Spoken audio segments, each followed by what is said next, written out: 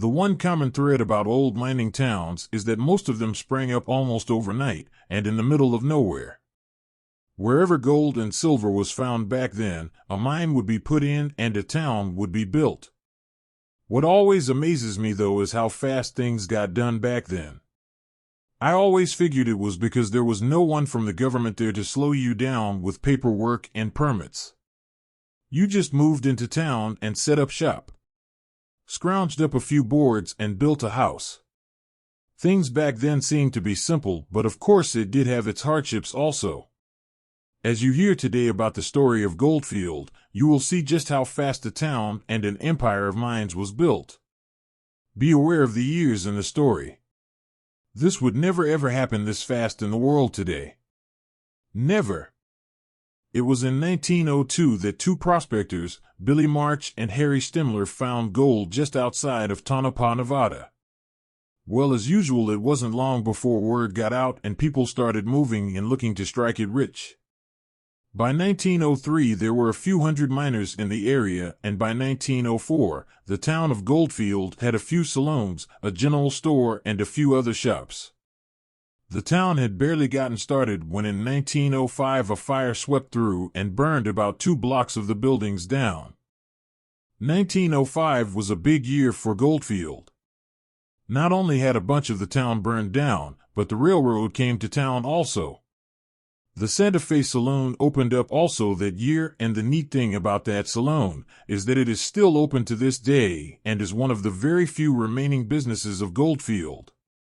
By 1906, there was over 30,000 people living in Goldfield. The town by this time had several producing mines in the area where miners worked. By the following year, 1907, over $8 million worth of gold had been mined.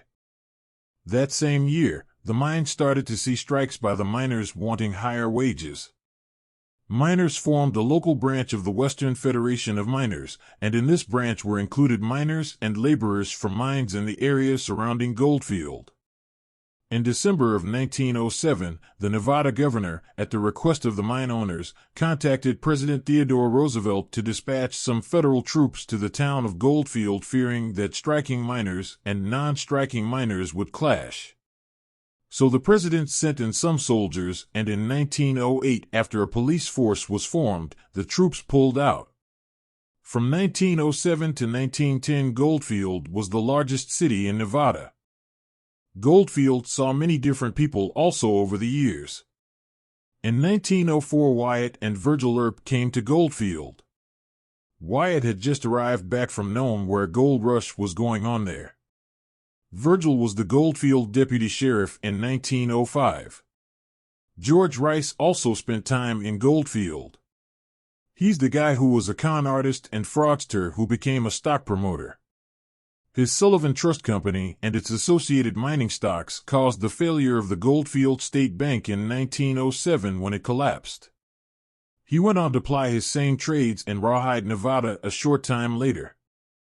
By 1918, the mines were running out of ore, and by 1920 there was only about 1,200 people remaining in the town. Throughout this time, Goldfield's mines produced in excess of $90 million worth of gold.